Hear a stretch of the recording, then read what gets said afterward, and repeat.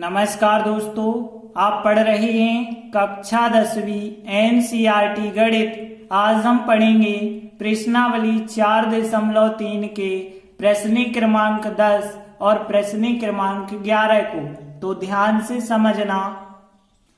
तो देखिए 10वां सवाल है, मैसूर और बेंगलोर के बीच की दूरी 132 किलोमीटर बताई गई है। अब एक एक्सप्रेस रेलगाड़ी है और एक सवारी गाड़ी है। 1 घंटे का कम समय लगता है इनमें, मतलब एक्सप्रेस को कम समय लगता होगा, सवारी गाड़ी को ज्यादा समय। दोनों के बीच में 1 घंटे का अंतर है। और फिर बताया गया यदि एक्सप्रेस रेलगाड़ी की औसत चाल सवारी गाड़ी की औसत चाल से 11 किलोमीटर प्रति घंटा अधिक हो तो हमें दोनों रेलगाड़ियों की औसत चाल ज्ञात करनी है। अब देखिए हमने कहा था जब भी हमें दो चीजें ज्ञात करना हो तो एक को तो आप x मानते हैं लेकिन दूसरी प्रश्नानुसार मानते हैं। तो देखिए हमने माना सवारी गाड़ी की औसत चाल x है, तो एक्सप्रेस रेलगाड़ी की औसत चाल क्या होगी। प्रश्न में देखें यदि तो ये कहा गया है कि एक्सप्रेस रेलगाड़ी जो है उसकी औसत चाल सवारी गाड़ी की औसत चाल से 11 अधिक है। तो सवारी गाड़ी की औसत चाल x मानिए, उससे 11 अधिक जो है, 11 अधिक मतलब 11 प्लस कर देना है, तो इतने किलोमीटर प्रति घंटा हो जाएगी एक्सप्रेस रेलगाड़ी की औसत चाल।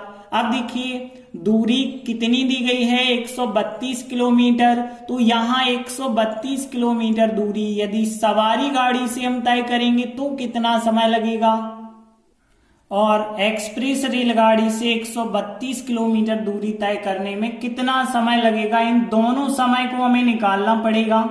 तो देखिए समय निकालने का फार्मूला होता है दूरी बटे चाल। अब दूरी है 132, तो 132 हमने लिखा, और बटे चाल कितनी है सवारी गाड़ी की x, तो 132 बटे x घंटे लगे होंगे। और एक्सप्रेस रेलगाड़ी की बात करें तो दूरी तो 132 ही है लेकिन चाल कितनी है, x प्लस 11 है, तो इतने घंटे जो है इससे लगे होंगे।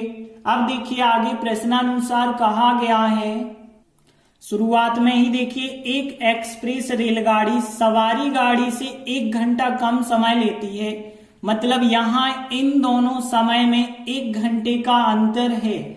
तो मतलब अंतर क्या कहलाता है, बड़ी संख्या में से छोटी संख्या को घटाना। तो हम इन दोनों को घटाएंगे आपस में, और कितने के बराबर है, 1 घंटे के बराबर है। तो देखिए यदि हम देखें यहाँ x की चाल है और यहाँ जो है उससे 11 ज्यादा है चाल, और जब 11 ज्यादा है तो यहाँ समय कम लगा होगा, यहाँ समय ज्यादा। जैसे मान के चलिए यहाँ 50 की स्पीड है और यहाँ पे 50 से ज्यादा 11 और ज्यादा 61 की स्पीड है, तो यहाँ 61 के से कम समय लगेगा, 50 के से ज्यादा लगेगा। तो ये है ज्यादा, ये है कम। इस वजह से 132 बटे x में से 132 बटे x प्लस 11 को घटाएंगे, और इन दोनों समय का जो अंतर है वो 1 घंटा दिया गया है, तो बराबर हमने 1 लिखा। अब देखिए द्विघात समीकरण बनाने के लिए हमें बटे का x हटाना पड़ेगा। x प्लस 11 भी तो हटाएंगे, तो x का गुणा और x प्लस 11 का गुणा पूरे समीकरण में करेंगे। तो देखिए हमने लिखा x प्लस 11 का पूरे समीकरण में गुणा करने पर, अब इसका गुणा इससे होगा तो x से x कट जाएगा, 132 बचा जिसका गुणा हमें x प्लस 11 से करना होगा, फिर माइनस है। अब यहाँ इसका गुणा इससे करेंगे तो x प्लस 11 कट जाएंगे, 132 का गुणा x के साथ करेंगे 132x, यहाँ बटे में कुछ नहीं है तो कुछ नहीं कटेगा, x प्लस 11 का गुणा 1 से करेंगे तो 1 को हमें लिखने की जरूरत नहीं है, x आएगा और x प्लस 11 आएगा। अब देखिए 132 का गुणा आप x के साथ करेंगे 132x, 132 का 11 के साथ करेंगे 1452 आएगा, माइनस 132x बराबर x और x का गुणा x वर्ग, x का 11 से गुणा 11x होगा। अब 132x धन के ऋण के हैं, अलग हो जाएंगे, एक्स वर्ग इस तरफ लाएंगे माइनस का होगा, 11x इस तरफ लाएंगे माइनस के, और यहाँ 1452 है प्लस के, वो लिखे बराबर 0। अब देखिए यहाँ एक्स वर्ग माइनस का आया है, इसे प्लस का बनाने के लिए माइनस का गुणा पूरे समीकरण में करते हैं, तो माइनस का प्लस बन जाएगा, माइनस का यहाँ भी प्लस बन जाएगा, और यहाँ प्लस का माइनस बन जाएगा, बराबर है 0। ये बन गया हमारा एक द्विघात समीकरण। अब हम इसे गुणनखंड विधि से हल करेंगे, तो यहाँ इस 11x को दो भागों में तोड़ना पड़ेगा। तो कैसे तोड़ेंगे? सबसे पहले 1452 का गुणा यहाँ 1 से करेंगे, तो माइनस के 1452 आएगा। अब माइनस का आया है तो गुणा करने में इतना आना चाहिए और घटाने में आना चाहिए 11। तो कौन कौन से ऐसे गुणनखंड हो सकते हैं? तो आप ध्यान रखना 44 गुणित 33 होते हैं 1452, और 44 में से 33 घटा लेते हैं तो 11 भी बचे होंगे। लेकिन धन के 11 चाहिए तो धन की बड़ी कर लो, ऋण की छोटी कर लो, गुणा करोगे माइनस के मिलेंगे 1452। अब देखिए यहाँ पे हमने एक्स वर्ग वैसे ही लिखा, इस 11x की जगह प्लस के 44x माइनस के 33x लिखे और 1452 लिखे, बराबर है 0 के। अब देखिए यहाँ से कॉमन लेंगे तो x यहाँ है, x आ जाएगा कॉमन, तो यहाँ एक x बचा होगा, x कॉमन निकल जाएगा 44, फिर माइनस। अब यहाँ पे देखिए x प्लस 44 होना चाहिए, बराबर 0 का 0।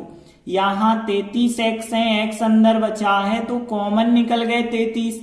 अब यहाँ x प्लस 44 जो 2 बार लिखा है इसे 1 बार लिख दो, बाकी x माइनस 33 को आप दूसरे कोष्टक में लिख दो, बराबर चल रहा है 0।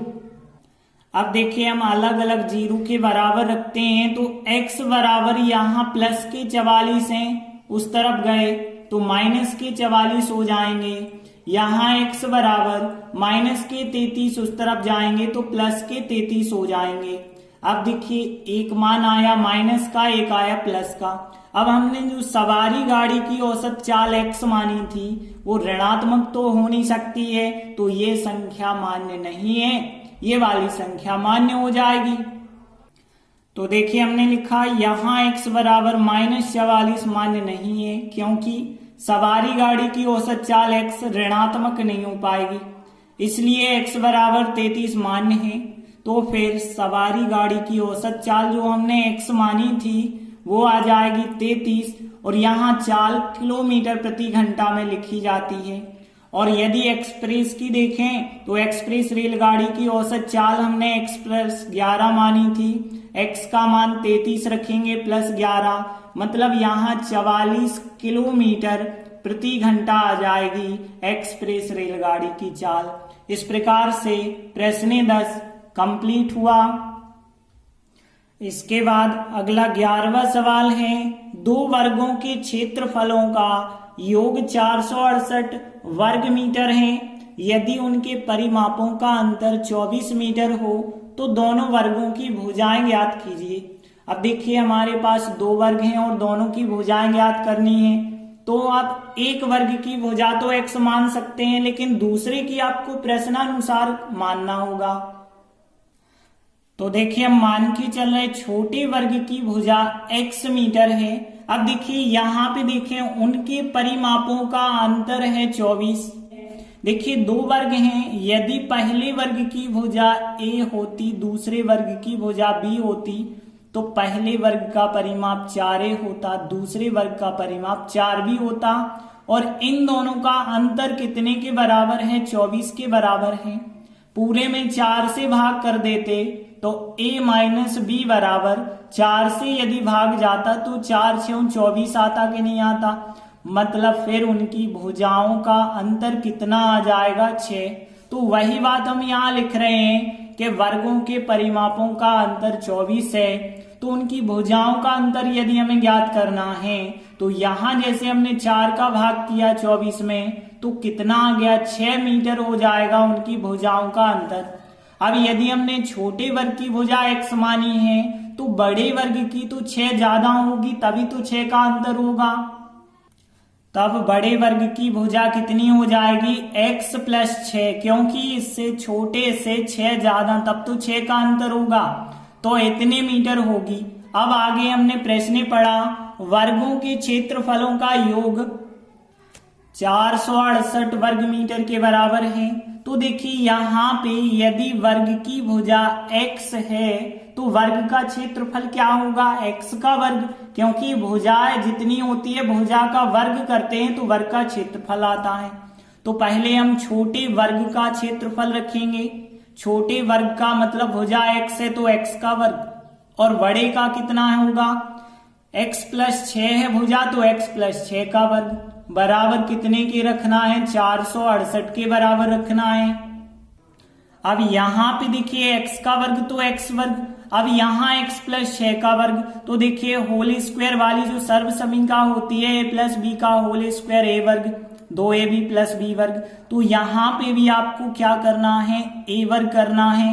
2ab मतलब यहाँ पे 2x 6, तो 6x हो गए और उसका दुगना कर देना तो 2ab, तो 6 दूनी 12x, और फिर b वर्ग मतलब 6 का वर्ग 36 हो जाएगा। और फिर 468 को आप चाहें तो इस तरफ ला सकते हैं तो माइनस के हो जाएंगे, लेकिन बराबर में तो कुछ नहीं बचा, मतलब बराबर में 0 होगा। अब x वर्ग और x वर्ग हो गए 2x वर्ग। अब देखिए यहाँ प्लस के 12x हैं, 12x लिखे। अब यहाँ प्लस के 36 हैं, लेकिन माइनस के कितने हैं, 468 हैं, तो माइनस की संख्या यहाँ पे बच जाएगी, 432 यहाँ पे बच जाएंगे बराबर 0। अब देखिए यही द्विघात समीकरण बन गया। चाहे तो आप इसे और सरल कर सकते हैं, पूरे में 2 से भाग दे सकते हैं, तो 2 से भाग देते हैं तो यहाँ केवल एक x वर्ग, क्योंकि 2 से 2 कट गए, 12 में 2 का भाग देंगे तो 6x, और 432 में करेंगे तो 4 में 2 आएगा और 32 में 16 आ जाएगा बराबर 0। इस प्रकार से एक सरल द्विघात समीकरण हमने बना लिया। अब हम इसे गुणनखंड विधि से हल करेंगे। तो हम इस 6x को 2 भागों में तोड़ेंगे। कैसे, सबसे पहले 216 का गुणा यहाँ 1 से करेंगे, माइनस के 216 आएंगे। अब इसके ऐसे गुणनखंड कि घटाने पे 6 आने चाहिए, तो यहाँ पे 18 12 होता है 216, तो 18 और 12 लेंगे। अब धन का 6 चाहिए, धन की बड़ी कर लो और ऋण की छोटी कर दो, तो यहाँ x वर्ग धन के 18x कर लिए और ऋण के 12x कर लिए, माइनस के 216 लिखे बराबर 0। अब हम फिर कॉमन ले लेते हैं, x यहाँ तो x कॉमन आ जाएगा, यहाँ एक x बचा होगा, x कॉमन निकाला 18 बचे होंगे, माइनस अब यहाँ भी तो x प्लस 18 होना चाहिए, 0 का 0, यहाँ 12x थे लेकिन अंदर बचा x तो 12 हो गए कॉमन, x प्लस 18 2 बार दिख रहा है, एक बार लिख दो x प्लस 18 और एक बार x माइनस 12 दूसरे कोष्टक में बना के लिख दो, बराबर है 0 के। अब हम अलग अलग 0 के बराबर रखेंगे, तो हमने इसके बराबर 0 और इसके बराबर 0 लिया। यहाँ x बराबर प्लस 18 उस तरफ गए, माइनस के 18 हो जाएंगे, और यहाँ x बराबर माइनस 12 उस तरफ जाएंगे तो प्लस के 12 हो जाएंगे। अब देखिए एक माइनस की आई और एक प्लस की, x का मान माइनस 18 मान्य नहीं होगा, क्योंकि x माना है हमने छोटे वर्ग की भुजा और वो ऋणात्मक तो हो नहीं सकती, तो ये मान्य नहीं है, ये मान्य हो जाएगा। तो देखिए हमने लिखा यहाँ x बराबर माइनस 18 मान्य नहीं है, क्योंकि छोटे वर्ग की जो भुजा होती है वो ऋणात्मक तो हो ही नहीं सकती, इस वजह से x बराबर 12 हमें लेनी पड़ेगी।